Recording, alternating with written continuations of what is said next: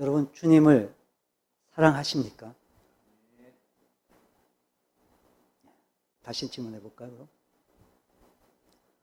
처음 이제 주님을 알게 되고, 믿게 되고, 그래서 주님을 고백하고, 주님을 사랑하고,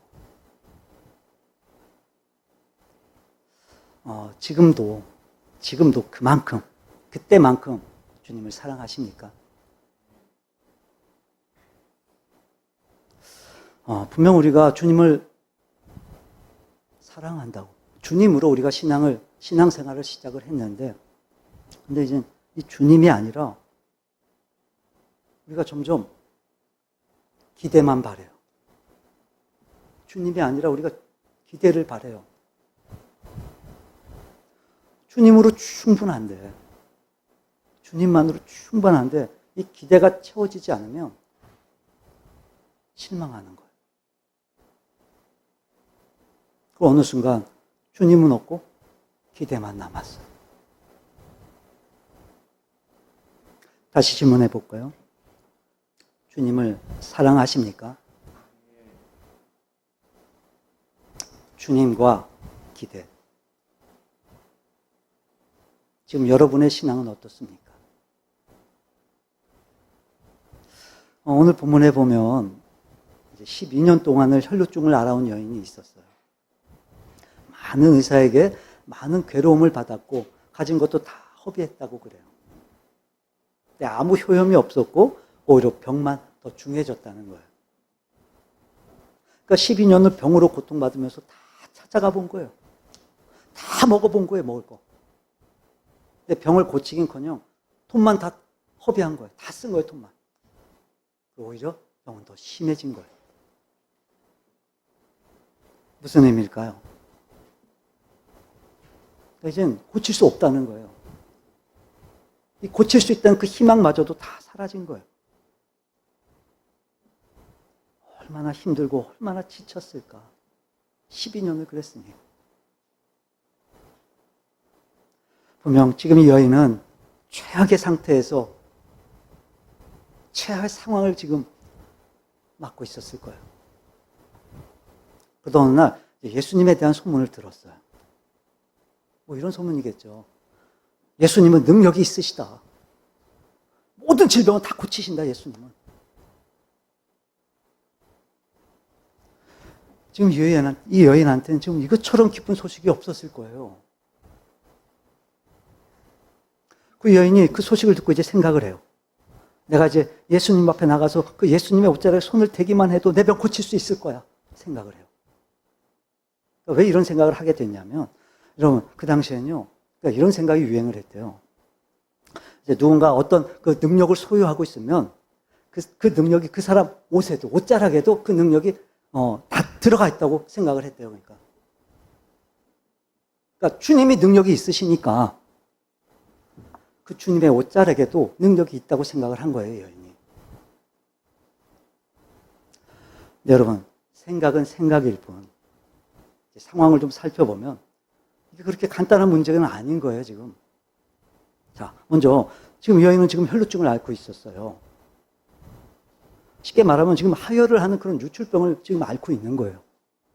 근데 여러분, 당시에 이 유출병은요, 이제 율법상 부정한 병이었어요, 부정한 병. 그래서 격리 생활을 해야 돼요. 즉 사람들과 접촉할 수 없었기 때문에 이 사람들이 모여있는 곳에 갈 수가 없었던 거예요, 지금. 못 가는 거예요. 그러니까 지금 이 여인이 지금 예수님을 찾아갔다는 건 사실 지금 당시의 율법을 지금 어기는 일이었던 거예요. 율법을 어긴 거예요. 유대 사회에서. 근데다 여러분 지금 12일도 아니에요. 12개월도 아니에요. 12년이에요, 12년. 12년을 지금 하혈을 해요. 몸 상태가 어땠을까요? 아마 몸도 마음도 망가질 대로 망가졌을 거예요. 좀 움직이는 것조차도 쉽지 않았을지도 몰라요. 그러니까 생각은 생각일 뿐 이게 지금 간단한 일은 아니었을 거예요. 자, 근데 여러분 지금 예수님이 계신 곳에는요, 항상 많은 사람들이 그렇게 몰려 있었어요. 오늘 본문의 상황도 그렇잖아요. 지금 예수님께서 누가 내 옷자락에 손을 대냐. 그랬더니 제자들이 뭐라 그래요? 지금 이렇게 많은 사람들이 지금 몰려와 있는데 예수님. 누가 주님의 옷을 손을 댑니까? 그냥 이렇게 밀쳐서 스쳐 지나간 거겠죠. 그만큼 지금 많은 군중들이 모여 있는 거예요, 지금. 그럼 여러분, 지금 그런 몸을 해서 지금 움직이기도 쉽지 않은 상황에 그 많은 무리들을 지금 해치고 이렇게 앞으로 이렇게 예수님 앞에 나아간다는 거. 그래서 그분의 옷자락에 손을 댄다는 거. 이게 지금 간단한 일일까요, 이게? 쉬운 일이겠어요, 이게?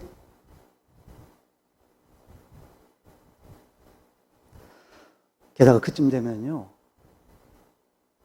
아마 이 몸에서도요, 악취가 이 장난이 아니었을 거예요. 그러니 여인이 오는 걸 누가 이걸 반기겠어요? 어떤 사람이 그걸 반기겠어요? 모르긴 몰라도요, 아마도 막아서는 사람도 있었을 거예요, 못 오게. 그러니까 이런 상황들 다 따져보면 생각은 생각일 뿐인 거예요. 이런 상황, 이런 처지에 어떻게 주님의 옷자락에 손을 댈 수 있겠냐고요. 이런 상황에서. 근데 여러분, 이 여인은요, 생각만 한 게 아니었어요. 생각만 하지 않았어요. 이런 여러 가지 상황이 있었음에도 불구하고 실제로 주님을 찾아갔어요. 그리고 그 많은 무리들을 해치고 예수님께 다가가 그 예수님의 옷자락에 손을 댔어요. 그리고 여러분, 그때 놀라운 일이 벌어지죠. 12년 동안을 그렇게 하혈을 했는데 멈춘 거예요, 그 하혈이. 12년 동안 다 해봐도 못 고쳤던 병인데 그 병이 그 즉시 나았던 거예요.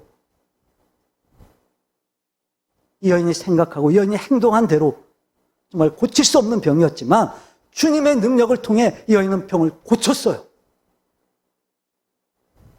그럼 여기서 은혜가 되는 구절이 뭐냐면요. 자, 29절에 하혈이 멈췄어요. 그래서 병을 고쳤어요. 그 30절을 보면 예수께서 그 능력이 자기에게서 나간 줄을 곧 스스로 아셨어요. 여러분, 그 앞에 이야기까지는요, 이제 이 여인의 이야기가 계속 나와요. 그러니까 이 여인이 다가와서 예수님 옷자락에 손을 대고 병을 고쳤어요. 근데 30절에 이제 그 치유에 대해 뭐라고 설명을 해요? 누구의 능력이요? 예수님, 주님의 능력이 나갔다는 거예요. 주님의 능력이. 그러니까 이게 무슨 말이냐? 주님이 능력을 행하신 거예요, 주님이. 자, 여러분, 이 여인은요, 주님을 만난 적이 없었어요. 소문만 들었어요. 그러니까 이 여인은 지금 주님을 몰라요. 근데 놀랍죠? 주님은요, 능력을 행하신 거예요. 그러니까 주님은요, 이 여인이 누군지를 아셨어요. 주님은 아셨어요. 이 여인이 어떤 처지인지를 주님은 다 아셨어요. 그런 상황임에도 불구하고 주님 앞에 나온 이 여인의 믿음도 보시고 주님이 아시는 거예요. 그 주님이 능력을 행하신 거였어요. 그리고 여인이 병을 고친 거였어요. 그러니까 여러분 이런 거예요. 우리 이 구절을 통해서 뭐 주님께서 고치셨다 뭐 이렇게 이해를 하죠, 우리가. 여러분 그게 다가 아닌 거예요. 그게 다가 아니에요. 이제 주님께서 고치셨다는 그 차원을 넘어서서 주님께서 고치시기를 원하셨던 거예요. 주님이 원하셨던 거예요. 그렇잖아요. 주님이 능력을 행하셨어요. 그러니까 이 여인의 믿음을 아신 거예요, 주님이. 이 여인은요, 주님을 몰랐어요. 하지만 주님은 이 여인을 아셨어요. 얼마나 힘겨운 처지에 있었는지, 얼마나 괴로운 형편에 있었는지, 그 긴 세월, 얼마나 고통스러웠을지, 주님은 아셨어요. 그 주님이 능력을 행하셨어요. 즉, 고쳐주고 싶으셨어요, 주님이 이 여인을. 물론 그럼에도 불구하고 이렇게 주님께 나온 이 여인의 믿음, 정말 큰 믿음인 거예요. 큰 믿음이에요. 네, 여러분, 그건 중요하지 않아요. 그게 중요한 게 아니에요. 이 여인이 고치기를 원했던 것보다 주님께서 고쳐주시기를 더 원하셨던 거예요, 주님이. 그러니까 주님의 능력으로 주님께서 고쳐주셨다면 분명 주님께서 이 여인을 고쳐주시기를 원하셨던 거예요, 주님이. 여러분, 주님은 아세요. 주님은 원하세요. 그래서 여러분, 주님은요, 우리가 고침받기를 원하는 것보다 더 고쳐주기를 원하세요. 우리가 해결받기를 원하는 것보다 더 해결해 주시기를 원하세요. 우리가 구원받기를 원하는 것보다 더 구원해 주시기를 원하세요, 주님이. 그러니까 우리가 원해서가 아니라 주님께서 원하시는 거예요, 주님께서. 우리가 믿음이 있어서가 아니라 주님께서 원하셨기 때문인 거예요.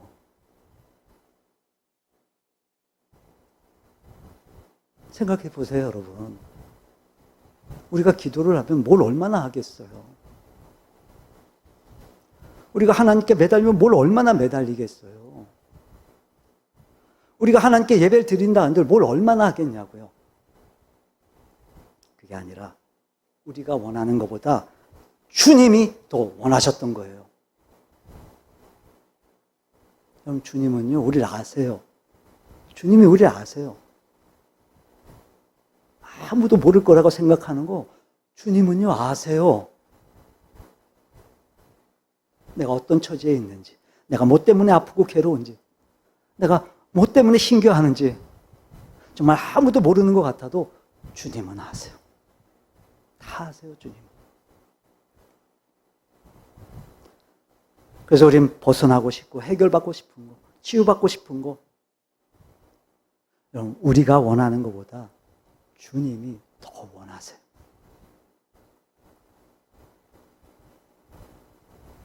실수와 실패로 절망 가운데 있을 때도 여러분, 주님은요, 우리를 다 아세요, 다. 그래서 우리가 다시 일어서기를 원하는 것보다 주님께서 우리가 다시 일어서기를 더 원하세요. 우리가 그 문제로부터 벗어나기를 원하는 것보다 주님께서 그 문제로부터 우리를 벗어나게 해주시기를 더 원하시는 거예요. 여러분, 어떤 형편, 어떤 처지에 놓여 있더라도 여러분 잊지 마세요. 주님은요, 여러분을 너무너무 잘 아세요. 그 주님은요, 여러분에게 원하세요. 해결해 주시기를, 치료해 주시기를, 회복시켜 주시기를, 다시 일으켜 세워 주시기를 주님께서 원하세요. 그러니까 여러분, 주님께 나오면 돼요. 여러분, 주님을 찾으면 돼요.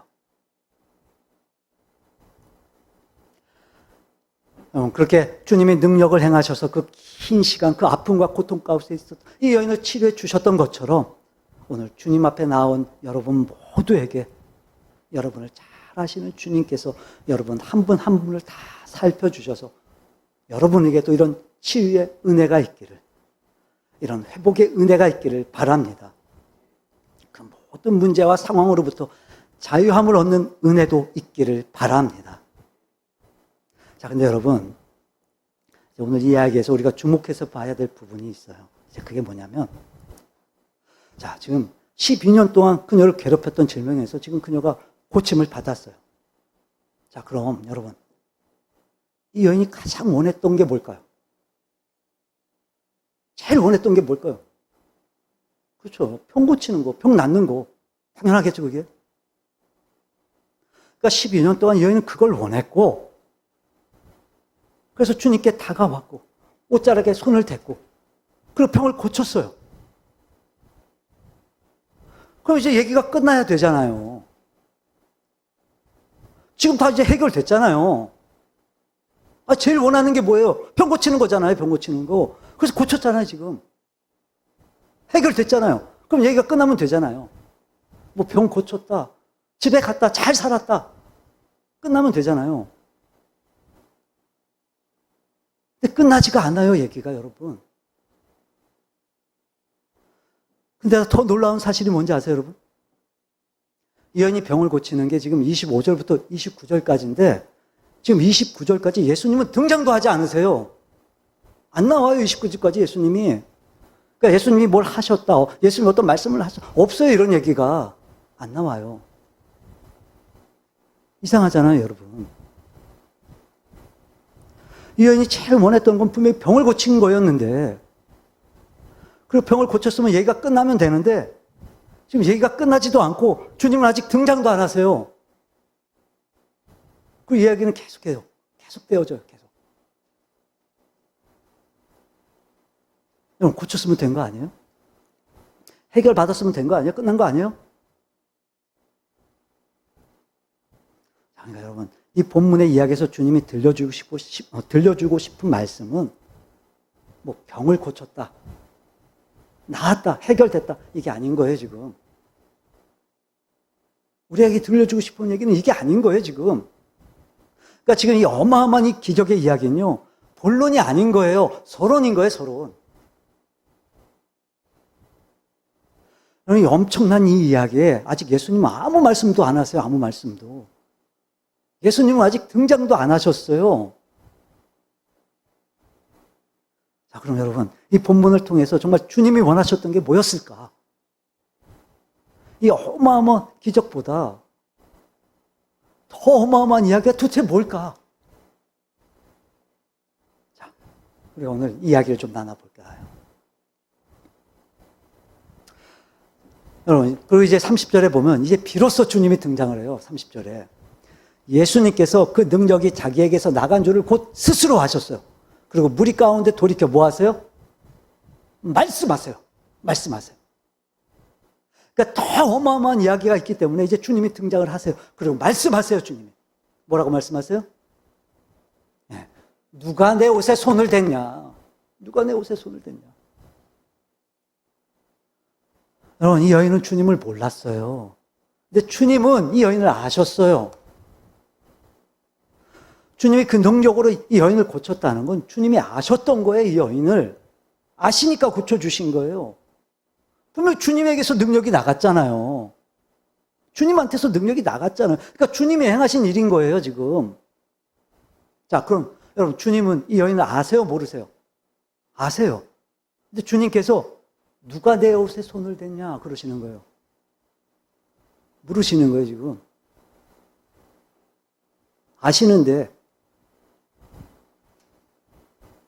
그러니까 이게 왜 물으시는 거예요? 이 여인을 몰라서 막 찾으시는 거예요, 주님이? 그러니까 몰라서 물으시는 게 아니에요. 이유가 있으신 거예요. 의도가 있으신 거예요. 다 아시면서. 어떤 여인인지 다 아시면서. 어떤 사연인지 다 아시면서. 그래서 이 여인이 예수님의 옷자락에 손을 댔고 이 여인이 고침받은 것도 다 아시면서 이제야 등장하셔서 누가 내 옷에 손을 댔냐 이렇게 말씀하시는 거죠. 그리고 말씀만 하신 게 아니라 자, 우리 32절 볼까요? 예수님께서 이 일 행한 여자를 보려고 뭐 하세요? 둘러보세요. 둘러보세요. 찾아보세요, 주님이. 그 많은 사람들 사이에서 찾으세요, 주님이. 왜요? 분명한 의도가 있으셨던 거예요, 주님이. 자, 32절 다시 보세요. 예수께서 이 일을 행한 여자를 뭐 하시려고? 보시려고. 누군지 모르시는 게 아니었어요. 아셨어요, 주님이. 어떤 과정들이 있었는지 주님도 다 아셨어요. 근데 누가 내 옷에 손을 댔냐 그러시더니 주님 막 두리번 찾으시는 거예요, 막.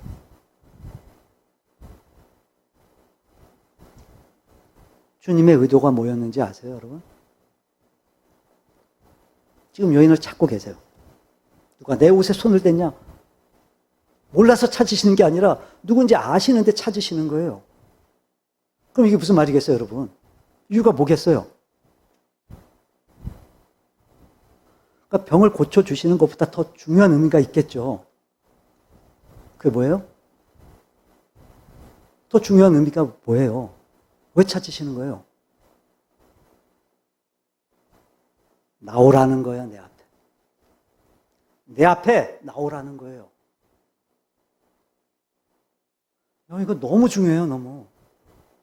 너무 중요해요. 지금 여인은 주님 앞에 나왔어요. 그 옷자락에 손을 댔어요. 그 병이 나았어요. 그래서, 이 병이 나았다. 근데 주님은 그게 아니라는 거예요. 굳이 주님이 찾으시는 거예요, 지금. 내 앞에 나오라는 거예요. 나 만나라는 거예요, 주님이. 여러분, 주님은 이 여인이 병을 고치는 것도 원하셨지만 그보다 더 중요한 의미에서 이 여인에게 원하셨던 게 있었던 거예요. 자, 그럼 여러분 이 여인 편에서 우리가 한번 또 생각해 볼까요? 자, 옷자락에 손을 댔어요. 병을 고쳤어요. 너무 좋았어요, 너무 좋았어요. 12년 동안 고통을 받던 병인데, 못 고쳤던 병인데 딱 나았어요. 정말 날아갈 듯이 막 기뻤어요. 근데 주님이 누가 내 옷에 손을 댔냐? 여러분, 예수님 옷자락에 손을 댔다는 건 지금 예수님 곁에 가까이 있었던 거겠죠. 닿을 거리에 있었다는 거잖아요. 자, 그럼 누가 내 옷에 손을 댔냐? 이 여인이 들었을까요? 못 들었을까요? 들었겠죠. 들었을 거예요. 그 이제 주님이 두리번 찾으시는 거예요. 그러니까 지금 제자들도 또 거기에 모여있는 사람들도 누군지 몰라요, 그게. 예수님이 말하시는 그 사람이 누군지 아무도 몰라요. 근데 누군 알아요? 이 여인은 알아요. 왜요? 자기가 예수님 옷에 손댔으니까. 그러니까 이런 거예요. 아무도 몰라요, 아무도. 근데 주님이 누가 내 옷에 손을 댔냐? 이렇게 물으시면서 주님은 아세요. 주님은 아세요. 그 여인도 아는 거예요, 지금. 주님과 이 여인은 알아요. 그러니까 주님께서 이 여인을 특정해서 지금 찾으시는 거예요. 그 무리 속에 있었던 이 여인도 주님이 자기를 찾으신다는 걸 부정할 수가 없는 거예요. 자, 그러니까 지금 주님께서 이 여인에게 아주 중요한 걸 말씀해 주시는 거예요. 그러니까 주님이 지금 이 여인을 찾고 계셨고, 그게 바로 자신이란 걸 이 여인은 알아야 됐고, 그래서 주님이 원하시는 건 내 앞에 나오라고 하시는 거였어요. 자, 근데 여러분 또 하나 중요한 부분이 나와요. 그렇게 했더니, 자, 33절 보세요. 여자가 자기에게 이루어진 일을 알고 어떻게 했어요? 뭐 했어요? 두려워했어요. 그러니까 주님이 자기를 찾으시는 것 때문에 두려워했어요, 여인이. 여러분, 12년을 괴롭혔던 병이에요. 그게 낫잖아요. 두려울 게 뭐가 있겠어요? 걱정할 게 뭐가 있어요? 근데 희한하죠? 주님이 찾으셨는데 겁이 났어요. 두려웠어요. 왜 그럴까요? 왜 겁났을까요, 그게? 앞에서 말씀드렸었죠. 혈루증 환자가 그 많은 사람들 사이에 나와서 예수님 옷자락에 손을 대는 거, 뭐 하는 거라고? 율법 어기는 거예요. 그러니까, 아이고, 들켰구나. 뭐 이런 건가요? 두려웠어요.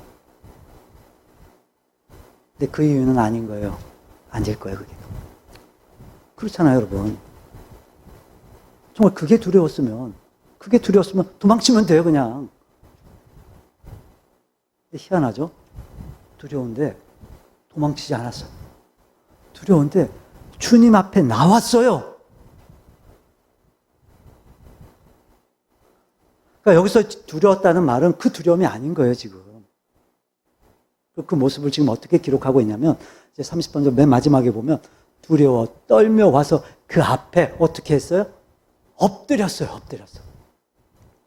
여러분, 이 엎드렸다는 말이 무슨 말이냐면, 주님의 신적인 권위를 인정했다는 거예요. 자, 이 단어가 여기서 어디 쓰이냐면, 앞에 22절 볼까요? 22절에 보면, 회당장 중에 하나인 야이로라 하는 이가 와서 예수님 보고 발 아래 엎드려. 여러분, 당시에 이 회당장은요, 이 유대 공동체에서 가장 권위가 있는 사람이에요. 가장 높은 위치에 있는 사람이에요. 그러니까 최고의 우두머리에 해당되는 사람인 거예요. 회당자. 근데 그 야이로가 지금 자기 딸이 병들어 죽어가는 모습을 보고 예수님 앞에 다가와서 예수님, 우리 딸 좀 고쳐주세요. 라고 하는 그 장면에 지금 예수님 앞에 엎드렸어요. 그 발 아래. 예수님 발 아래 엎드렸어요. 그러니까 이건 주님의 권위를 인정했다는 표현인 거예요. 엎드렸다. 이 여인이 그랬어요, 여러분. 주님 앞에 다가와 엎드렸어요. 주님의 신적인 권위를 느꼈고 주님의 신적인 권위를 인정하고 있는 거예요, 지금. 그러니까 이 여인이 가졌던 그 두려움은요, 단순히 그런 공포, 불안, 걱정 이런 게 아니라 자신의 병을 고쳤고 그 주님이 자신을 찾으신다는 사실을 경험하면서 이분이 정말 단순히 능력을 행하시는 정도의 분이 아니라는 걸 이 여인이 알게 된 거예요. 깨닫게 된 거예요. 그리고 신적인 경외가 바로 지금 예수님 앞에 나와 그분의 팔 앞에 엎드린 거예요. 그러니까 이런 거예요. 주님 앞에 나오지 않을 수가 없었던 거예요. 다시 말해 주님이 이렇게까지 이 여인이 주님 앞에 나오도록 하신 거예요. 주님은요, 이 여인을 아셨어요. 고쳐지기를 원하셨어요. 근데 주님은요, 그보다 이 여인이 주님 앞에 나오기를 원하셨어요. 이 여인이 주님을 만나기를 원하셨어요. 그래서 이렇게까지 그 주님의 놀라운 능력을 통해 신적인 두려움을 갖게 됐고, 그 두려움 때문에, 그 두려운 마음에 주님 앞에 나가와 엎드리게 하셨어요. 그러니까 지금 이 상황이 어떤 상황인 거냐면 주님이 이렇게 상황을 몰아가신 거예요. 만드신 거예요, 주님이 상황을. 어쩔 수 없이 주님 앞에 다가 엎드리게 하신 거예요. 왜 이렇게까지 하시는 걸까요, 주님이? 왜 이렇게까지 하실까요?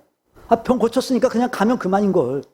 왜 그 발목을 잡으시면서까지 그렇게 두렵게까지 하셔서 막 주님 앞에 나오게 하시는 걸까요?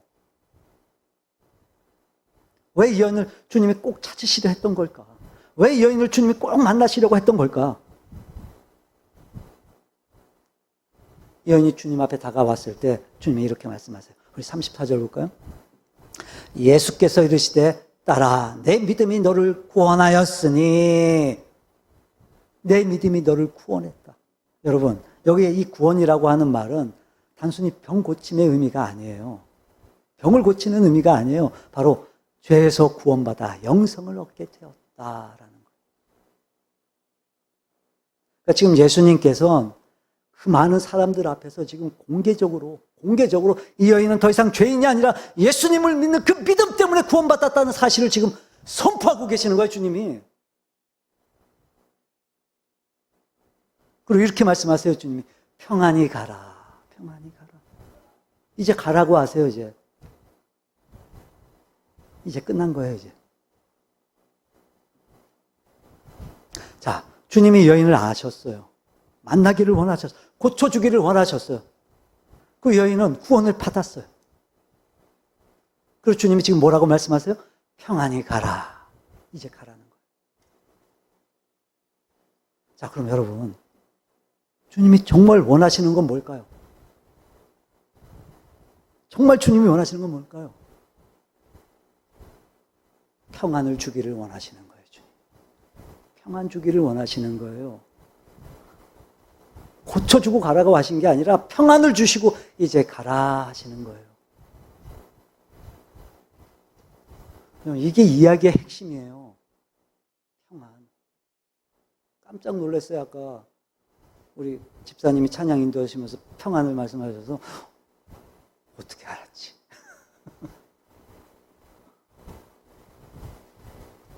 다시 말해, 여러분 병을 고친다고 여러분 이게 또 다른 문제가 없을까요?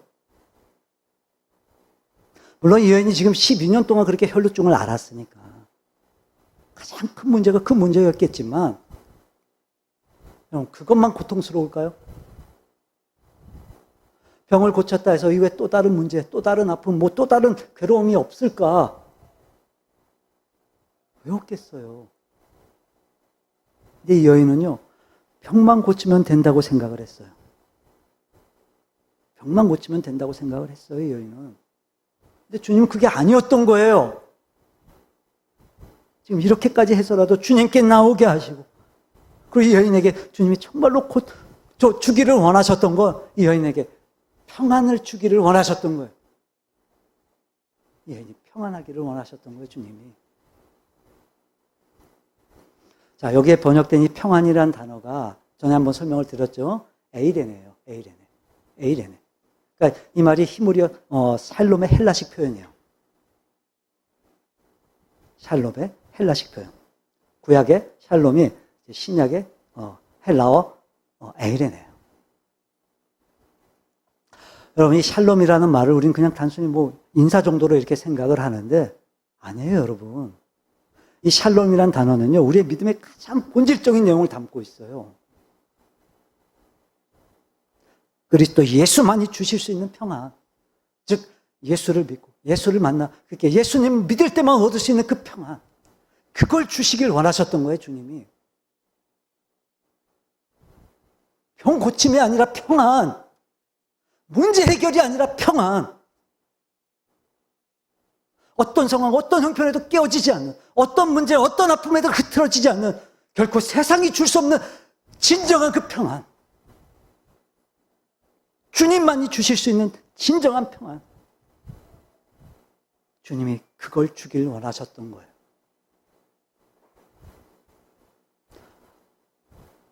여러분 아시죠? 우리 모든 인간은요, 우리의 죄 때문에 하나님과의 관계가 깨어져 버렸어요. 깨져 있었어요. 그래서 우리 인간은요, 지금 고통스러운 삶을 살 수밖에 없어요. 근데 하나님께서는 그럼 우리를 그 불행과 고통 속에 그냥 놔두지 않으셨어요. 깨어진 그 하나님과의 관계를 다시 회복하시기 위해서 그리스도 예수를 화목제물로 우리에게 내어주셨어요. 우리 로마서 볼까요? 3장 23절 함께 읽어볼까요? 모든 사람이 죄를 범하였음에 하나님의 영광에 이르지 못하더니, 그러니까 모든 사람이 죄를 범했어요. 한 사람도 예외 없이. 그래서 하나님의 영광에 이르지 못했어요. 즉 하나님 앞에 그 누구도 나갈 수가 없었어요. 자, 근데 24절 볼까요? 그리스도 예수 안에 있는 속량으로 말미암아, 속량. 그러니까 대신 죄값을 치러 주신 거예요. 우리를 건져 주신 거예요. 그 죄에서. 그래서 우리는 자유함을 얻을 수 있었어요. 그래서 하나님의 은혜로 값없이 우리가 어떻게 됐어요? 의롭다 하심을 받았어요. 믿음으로 의롭다 하심을 받았고 이제 하나님 앞에 나아갈 수 있게 되었어요. 자, 그래서 이 24절을 25절에 이렇게 설명해요. 25절 볼게요. 이 예수를 하나님이 그의 피로써 믿음으로 말미암는 화목제물로 세우셨어요. 화목제물로 세우셨어요. 하나님과 우리 사이가 깨어져 있었어요. 그래서 다시 화평을 위해서 우리의 죄를 해결할 제물이 필요했어요. 누구셨어요, 그게? 예수님. 하나님은 예수님을 화목제물로 삼으셔서 우리의 모든 죄를 대신 지게 하셨어요, 하나님이. 그래서 그 십자가의 은혜를 통해 믿는 자는 이제 다시 하나님 앞에 나올 수 있게 됐어요. 우리 로마서 볼까요? 네, 5장 1절 함께 읽어봅니다. 그러므로 우리가 믿음으로 의롭다 하심을 받았으니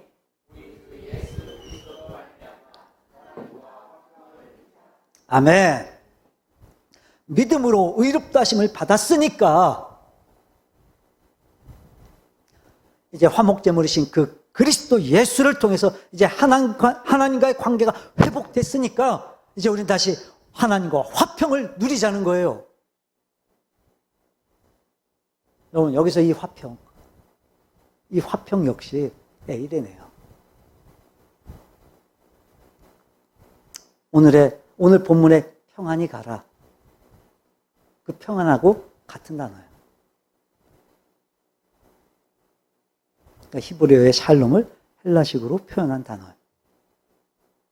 그러니까 여기서 말하는 화평은 깨어진 하나님과의 관계가 다시 회복된 걸 의미해요. 화평. 이제 우리가 그걸 누릴 수 있게 됐다는 거예요. 진정한 화평, 진정한 평화를 우리가 누릴 수 있게 됐다는 거예요. 그래서 예수님께서 요한복음 14장에서 이렇게 말씀하세요. 내가 너희에게 평안을 주노라. 이 평안이 그 평안이에요. 에이레네. 내가 너희에게 평안을 준다. 근데 주님이 이렇게 또 말씀하세요. 세상이 줄 수 없는 평안이다. 내가 주는 평안은 세상이 주는 평안과 다르다. 그러니까 주님이 주는 평안은 세상이 주는 평안과 다르대요. 이게 무슨 말이겠어요? 자, 예를 들어서 어떤 병에 걸렸는데 고쳤어요. 좋아요, 안 좋아요? 좋아요. 당연히 좋아요. 근데 여러분, 그거 아세요? 그건요, 예수님 안 믿는 사람도 좋아요. 당연하겠죠? 예수님 안 믿는 사람도 좋아요. 그리고 믿는 우리도 좋아요. 뭐가 달라요?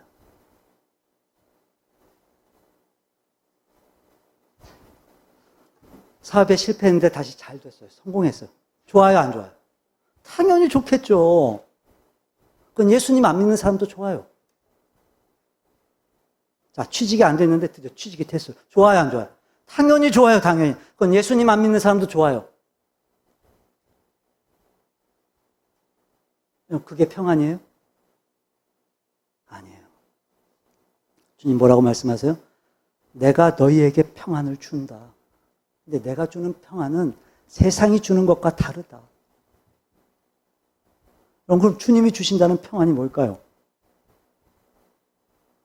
요한복음 20장 볼까요? 19절. 이날 곧 안식 후 첫날 저녁 때에 제자들이 유대인들을 두려워하여, 그러니까 유대인들이 예수님을 죽인 걸 보고 제자들이 겁이 났어요. 무서웠어요. 그래서 모인 곳에 문들을 닫았어요. 두려워서. 근데 그때 예수님께서 나타났어요. 예수께서 오사 가운데 서서 이르시되 너희에게 뭐가 있을지어다? 평강이 있을지어다. 자, 여기에 나오는 이 평강 역시 에이레네요. 평강이 있을지어다 이렇게 말씀하세요. 그 예수님께서 20절 손과 옆구리를 보여주세요. 그래서 제자들이 주를 보고 어떻게 했어요? 기뻤어요, 여러분. 그러니까 자기들도 죽을까봐 막 두려웠어요. 이제 우리 차례겠구나. 이제 우리를 잡으러 오겠구나. 두려웠어요. 그래서 막 문을 다 걸어 잠그고 막 벌벌 떨고 있는데 그때 주님이 나타나셨어요. 그리고 너희에게 평강이 있을지어다 그러세요, 주님이. 그래서 제자들이 이제 막, 이야, 주님이시다. 기뻤어요, 막. 기뻐했어요. 근데 희한하죠? 자, 21절 보세요. 예수께서 또 이르시되 너희에게 뭐가 있을지어다? 평강이 있을지어다. 자, 앞에 19절에 평강이 있을지어다. 이건 이해가 돼요. 왜? 다 겁내고 있으니까. 두려우니까 지금. 두려워하니까. 이건 이해가 돼요. 근데 이제 주님 걸 확인했어요. 다 기뻤어요, 그래서 막. 문제가 해결됐어요. 기뻤어요, 다. 근데 주님이 또 뭐라고 말씀하세요? 너희에게 평강이 있을지어다. 다 해결됐는데 또 평강이 있을지어다 그러시는 거예요, 주님이. 다르잖아요, 이건. 문제가 있을 때 평강이 있어라. 해결됐는데 평강이 있어. 다르잖아요, 이거. 그러니까 지금 주님이 말씀하시는 이 평강. 요한복음 14장, 20장, 또 마가복음 5장에서 주님이 계속해서 말씀하신 이 평강은 우리가 생각하는 그 편안함이 아니에요. 문제가 해결되면 주어지는 그 안심, 그 편안함, 그게 아니라는 거예요. 그러니까 그렇게 상황 따라 주어지는 감정, 그게 평안이 아니라 그 어떤 상황, 그 어떤 형편에 있을지라도 하나님과의 관계 안에서 누릴 수 있는 흐트러지지 않는 절대적인 상태. 그 평안이에요, 그 평안.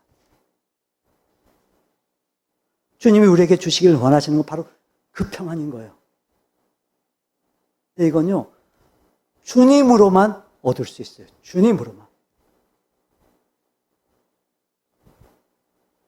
그래서 만나려고 하셨던 거예요, 이 여인을 주님이. 그 평안 주시려고. 그러니까 여러분, 우리가 어려운 상황을 겪고 있을 때 주님께서 우리의 처지를 살피셔서 그 문제를 해결해 주시고 고쳐주시고 막 다시 회복해 주시는 이유는 그걸로 안심해라. 다 됐다. 해결됐다. 이 말씀이 아니라 그걸 통해, 그 해결을 통해 주님이 나와 함께 하셨군요. 주님이 내 편이셨군요. 이렇게 우리와 함께 하셔서 우리 속에 거하시는 그 주님을 확인하라는 거예요. 그 주님 바라보라는 거예요. 근데 우리는요, 그거면 끝인 줄 알아요. 주님은 아직 등장도 안 하셨는데 거기서 끝나요, 얘기가. 주님, 이게 안타까우신 거예요, 지금.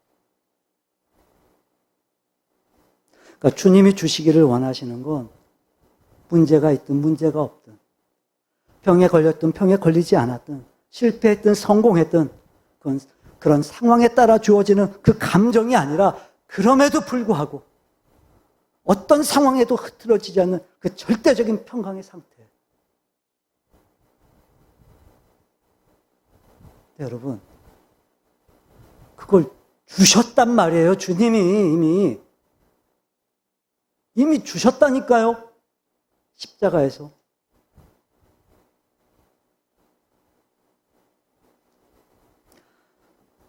주님과의 회복된 관계 안에서 누릴 수 있는 이 진정한 평강을 추구해 가시기를 바랍니다.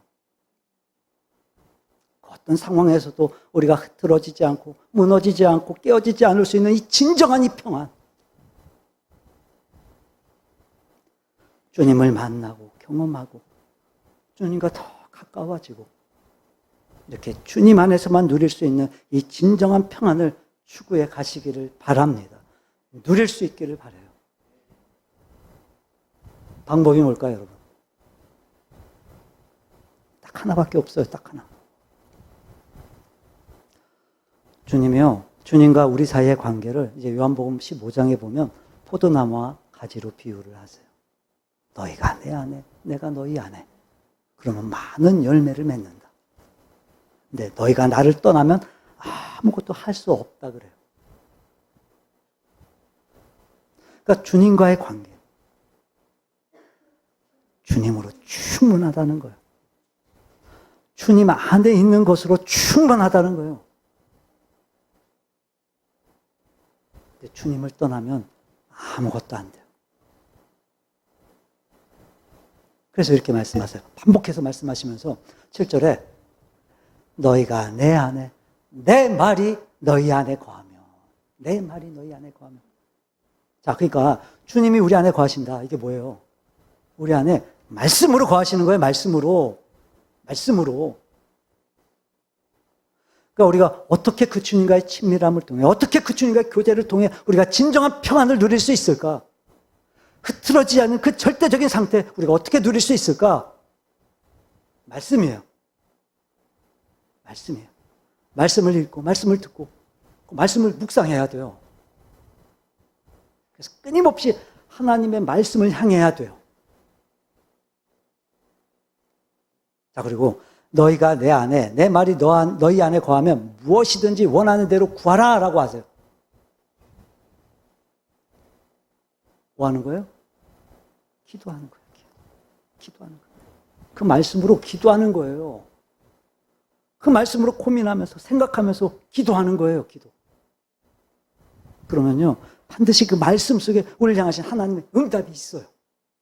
있어요, 여러분. 반드시 있어요.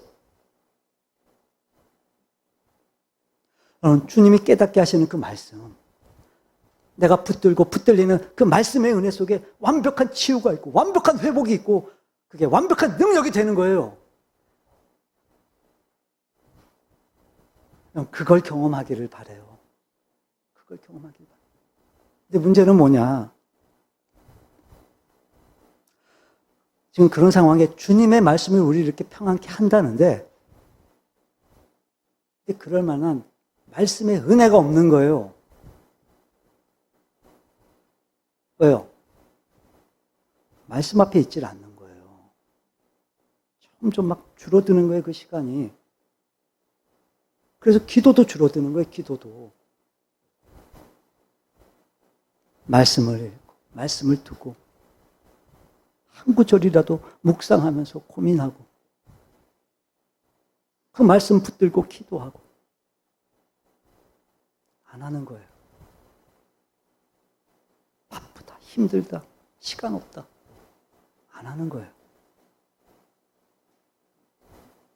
속는 거예요, 여러분. 그게 사탄마귀의 계략인 거예요. 작전인 거예요. 안 되면 밥을 굶어서라도, 안 되면 잠을 줄여서라도 말씀 앞에서 시간을 보내시라고요. 바쁘고 중요한 일 있을 때 끼니 거르고 일하잖아요. 잠 못 자가면서 일하잖아요. 왜 그거보다 더 소중한 이 하나님의 말씀을 소홀히 하고 게을리 하냐고요.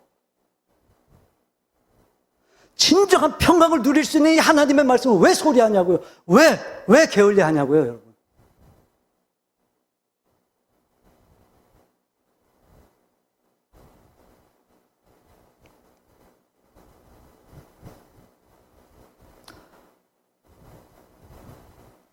하나님 앞에 있는 시간, 그걸 내가 지키잖아요. 끼니 거르고 이랬던 거, 잠 못 자고 이랬던 거, 그것도 다 해결돼요. 거기다 시간 낭비하지 마세요. 하나님 앞에 보내세요. 말씀 앞에서 보내는 이 시간을 여러분 놓치지 마세요. 소홀히 하지 마세요. 게을리 하지 마세요. 말씀을 정리합니다. 주님은 우리를 아세요. 그리고 우리의 모든 문제를 해결해 주기를 원하세요. 하지만 그보다 더 중요한 문제 속에서 평안할 수 있는 주님만이 주실 수 있는 평안을 주기를 원하세요, 주님이. 네, 여러분, 이미 이 평강이 우리에게 주어져 있어요. 누리시기를 바라요. 이미 이 평강이 우리에게 주어져 있어요. 이 은혜로 살기를 바랍니다. 그래서 어떤 상황에서도 흐트러지지 않고 흔들리지 않는 이 진정한 평강 속에서 오히려 당당하고 자신 있게 어떤 문제가 있어도 거침없이, 그래서 염려와 근심이 사라지고 오히려 그 모든 것들을 떨쳐내고 주님이 주시는 그 평강의 은혜 속에서 기쁨과 감격이 넘치는 삶이 되기를, 감사와 찬양이 넘치는 삶이 되기를 주님의 이름으로 축원합니다.